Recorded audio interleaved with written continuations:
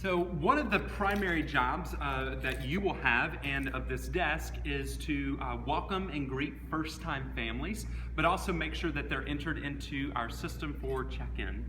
So when a first-time family arrives, of course you can just ask them, is this your first time here? If they say yes, you can say, great, we're so glad that you're here. We're glad to have your kids join us this morning. We hope you have a great experience. Always be sure to explain the check-in system a little bit to them so that they understand.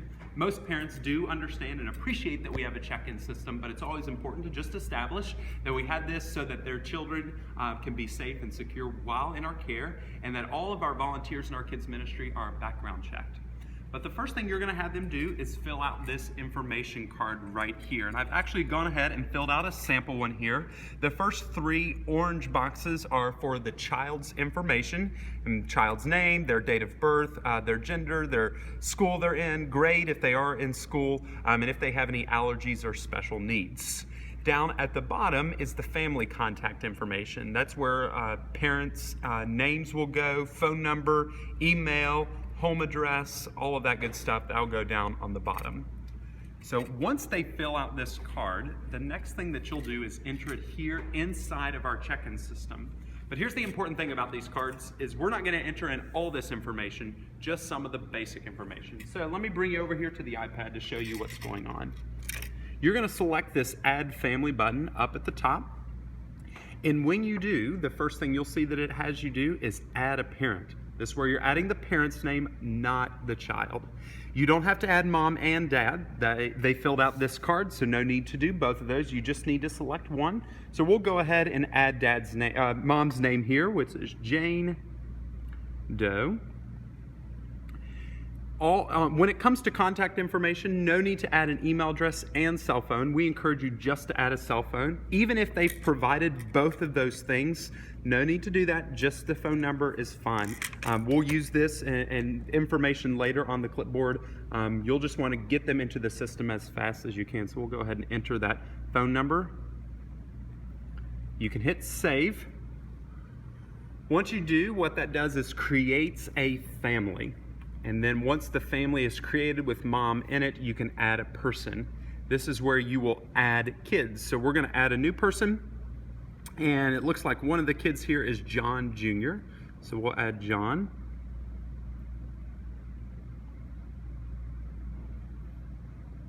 He is not a visitor. This is why it says create a visitor, no. Add to family, yes. He is in the family. And then you can select the relationship. And so this is son, you'll select son. After you do that, you can hit save. Then it's going to prompt you to select which group John needs to be checked into. And it says here that John, it looks like he is not yet in school. He's still in preschool, and so you'll select his group based on his age. So he was born on 1/1/17, and since it's still 2019, he's going to be checked into our preschool 2s. I'm going to hit done. The next thing we need to do is add Jill, their daughter. So we'll add another person, new person. Add Jill here. Again, she is not a visitor. She is a part of this family. The relationship here is daughter. We can hit save. Now here's another important thing to add. Not only, when this pops up, not only are you selecting which group or grade they need to be checked into, this is also where you'll add any allergies. So you'll notice here on Jill's, on the info sheet, that Jill does have an allergy, peanut and tree nut. Now you'll notice on John's it says NA, no allergy, no special need. On his, you don't want to type in NA. If the child does not have any allergies or special needs, you don't want to type in anything. Only if they have an allergy or special needs, what you'll type in. So, looks like Jill does, so we're going to add that to her badge note. And we'll put in peanut and tree nut. And it looks like Jill is in kindergarten, so we'll select that, hit done. And then now we have check in 2 people here. Once we do, their tags will print out.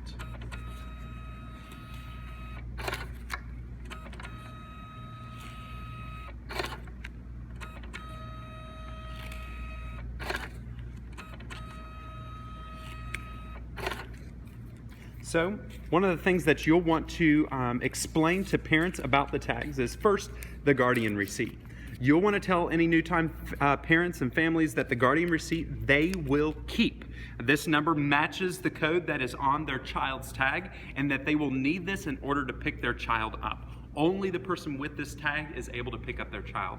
Also, if for any reason, this is another thing that you'll want to explain and tell new families, if for any reason we are to need them during the service, this number would appear on a red LED screen a red LED light at the bottom of the screens in the worship center.